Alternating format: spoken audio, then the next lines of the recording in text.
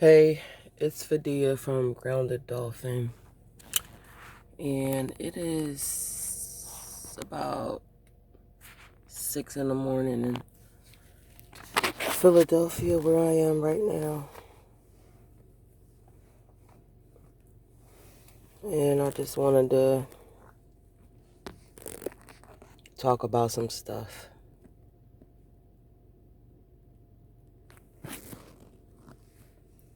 About 3 weeks ago, me and my husband decided to put away everything and drive across country and go on a journey. The main target was to go to Arkansas to collect what we needed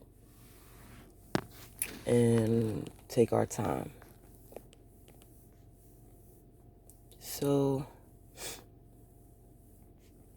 we learned a lot driving across country, seeing how different cities and states are coping through this so-called pandemic. And whatever the news is telling y'all, they lying to you. So that's the first thing we saw, is the damn lies.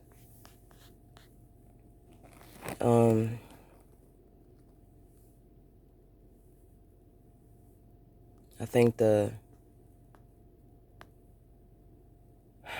hardest part for me is that when I come to my hometown of Philadelphia, it's like they all under this spell, and I see this shit, and I don't understand. Like, I'm too fucking thrilled to be falling for this shit. I can't. But if I'm thorough, y'all thorough. So y'all as thorough as me. So how can you possibly be falling for this shit? I have an example. I went to the Dollar Tree to grab a strainer for my rocks, and it's like 32 people in the line, and there's only one,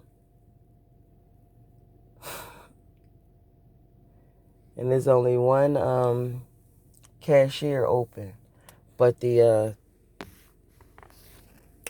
other employees are in the aisle stocking when they see the line all the way in the back going around the corner. So it's this one employee that's over by the balloons where the cash register is, and he's ringing up this old guy. So I asked the worker in the aisle, and I said, so is two open? And he was like, no, he on his break. I think he just helping the old man out. So I was like, what I'm not going to do is stand in a line with all these people in here.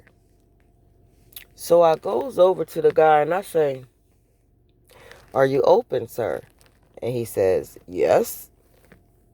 So I'm ringing my stuff up. And when I'm done, this man says, next on register 2.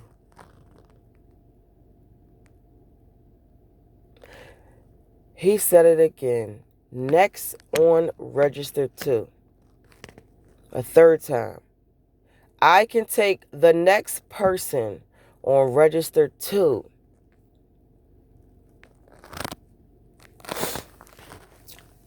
"32 people in one line. There was not one person that stepped out of that line with their fucking mask on, every last one of them sheep. Nobody stepped out the line to go to the free, open register.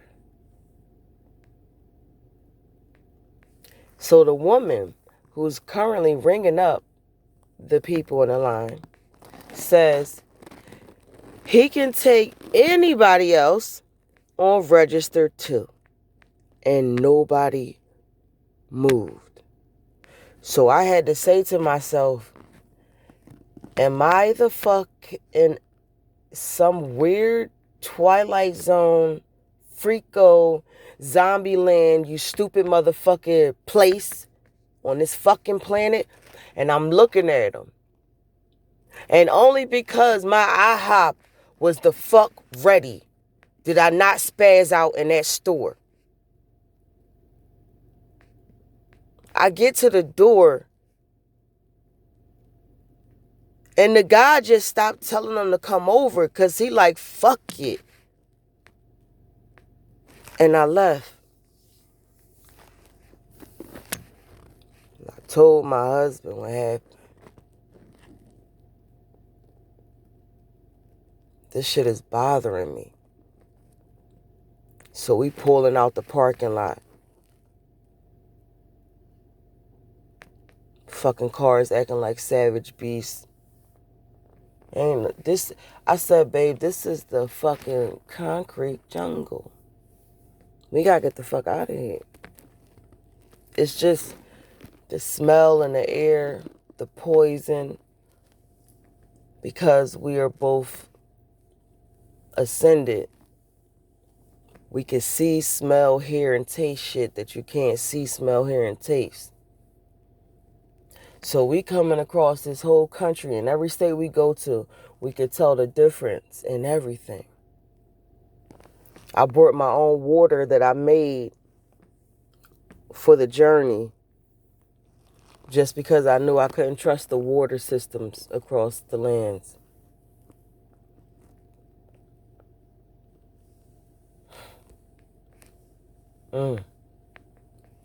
I ain't even gonna get into what we discovered on our journey because you gotta go on your own. I forgot that I was not in Colorado in a hotel. I want to say Texas. No, Tennessee. My husband got sick in Tennessee. He caught some kind of virus on his skin, like on his face, and we covered. First of all, I'm so fucking mad because we have been spending $300 a night in hotels for the last few weeks just so we wouldn't have any problems with mice, dust mites, bugs, none of that. We've been spending the most. And he still picked up some kind of rash on his face, on his skin, on his lip. So we had to dose him up with some bee pollen and some of my electric water I made. And it's clearing up. But I was like, ew, man, you fucking caught herpes in the ear and shit in fucking Tennessee. What the fuck? I was brushing my teeth and I forgot to ruddy my water. And I used their water. And I said, fuck, this shit got a taste. How the fuck can water have a taste to it? And the taste was yellow. He was like, yo, what do yellow taste like? I don't fucking know what yellow tastes like. It tastes like that fucking water. Yellow. Ooh, I threw that shit up. I wanted to get everything out of me. And then I had to go down to the car, get the water, clean my mouth out, drink a whole bunch of that shit to diffuse what the fuck I just put in me. Then I got some kind of rash on my fucking face. I got this, I don't know how this happened because we paid for the expensive hotels and we had our own sheets. So we bought sheets and our blankets from home, covered all that shit up. So it had to be they dirty ass towels or something. I don't know, but I'm like, yo, I think we caught herpes in Tennessee. Any fucking way. We get to Philadelphia And I'm going to see my people. And that is a lot for me to handle. First of all, me and my husband are currently going through a custody battle for his 4 sons. And that situation has been going on for years and years and years in 2 different states. So we are trying to deal with that bullshit. So in between that mess and coming here to give my people a spiritual awakening through this plant medicine,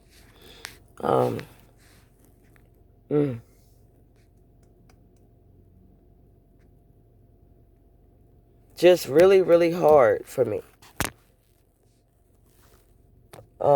You absolutely have your tribe that you came down here from the cosmos with, always around you. Now that I understand more about how all of this one consciousness and connectivity, damn, I gotta go pee.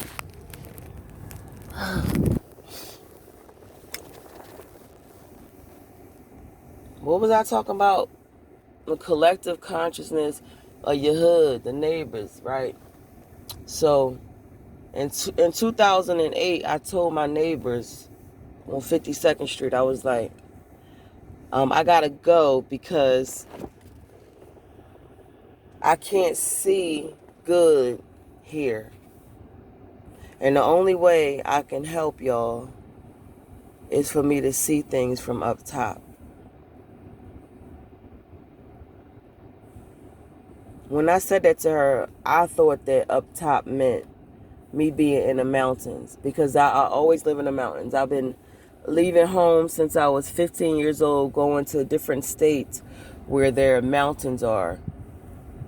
I had no idea what that meant. I know what it means now.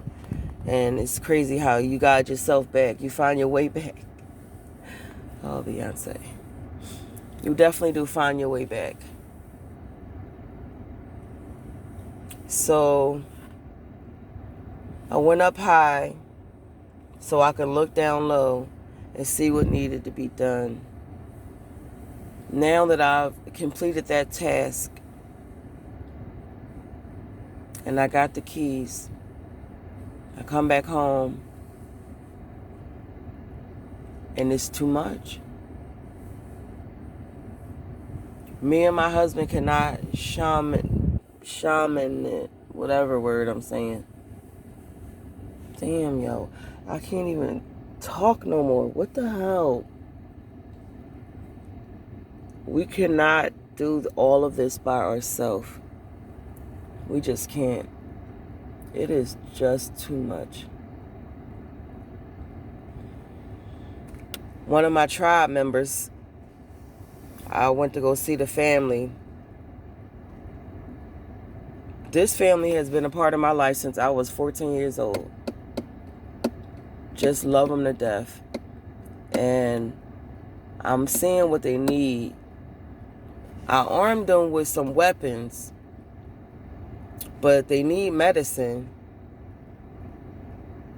And I'm sitting here like, I have everything they need. But how the hell do I charge what needs to be charged and help them when I know it's taking the money that they need to survive to pay for the medicine? I do not understand how in the hell these pharmaceutical companies do this. That's how you know daggone sun is coming out. That's how you know for a fact they don't have a soul. They don't have a soul. So my sister, she like, I'm sick, sis. I need you to help me because I ain't going in that hospital. And I'm taking down everything that's going on. And I'm telling my ancestors what I think she need, and they're agreeing with me. And I'm looking at the price tag on this shit.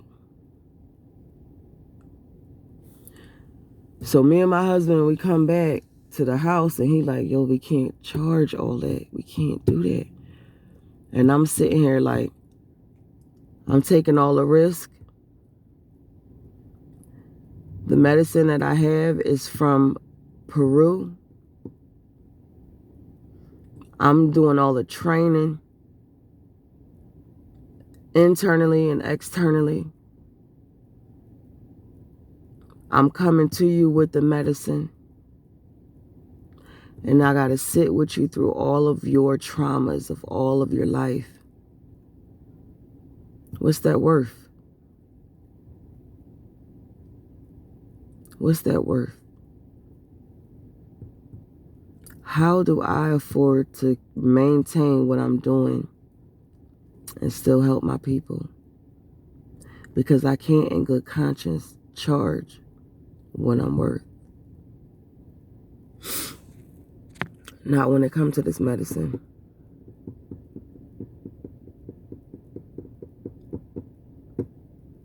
So I'm sitting in this car since 4 a.m. trying to figure out how am I going to drain a life source from myself and my husband by giving these ceremonies and not be replenished. I know that I can cut my costs if I just sell the medicine and then not offer me to watch, to sit, to guide. Because the medicine is expensive, but the sitting is more expensive because you can't leave that person for hours. If you go to the bathroom, it could scare them. If you start chewing food, they can think demons is attacking their brain.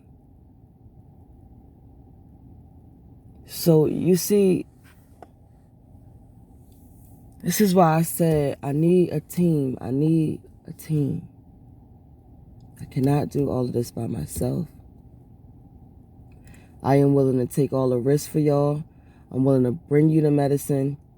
I'm willing to sit with you. But understand that I also have bills, and the rental car that we currently have, we have already paid $1,500 for this rental car. We have spent $1,100, $1,000 on hotels, and $100 in fees and shit. You have $1,100 on hotels, just the small amount of time that we've been out here doing these ceremonies.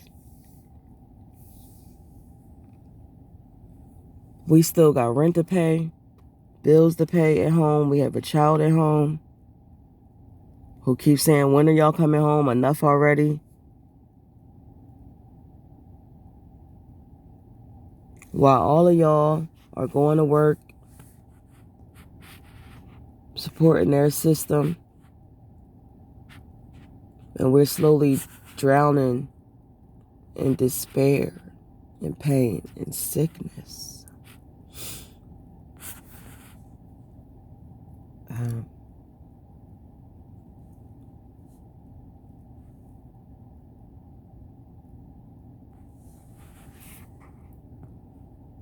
I know that as an empath,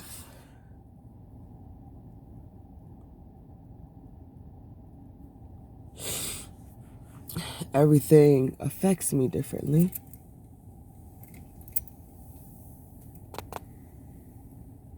So I feel more.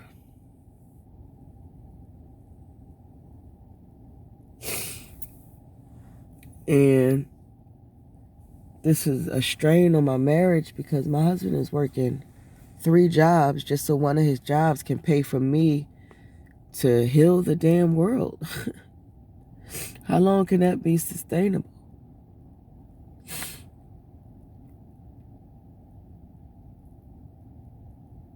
I just don't know what to do.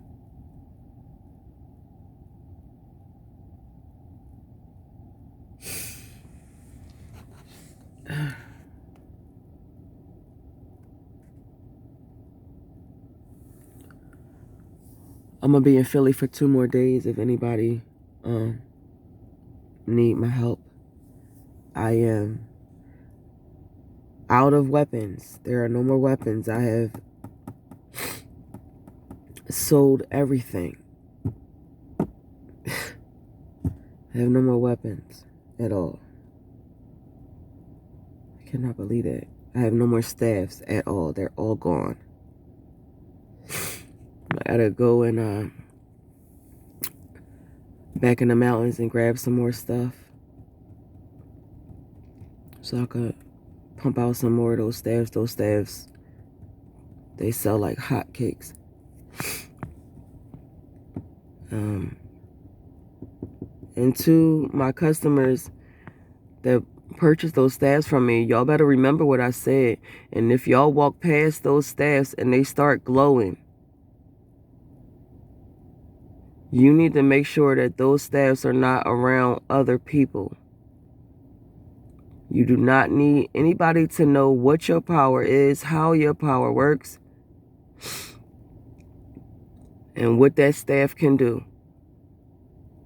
And I'm mainly talking to you, Daryl, and you know it. Control your energy. Be still. Stop causing shit to happen. Please. Practice your powers alone, away from people. And remember those guys that was walking up to you on the beach.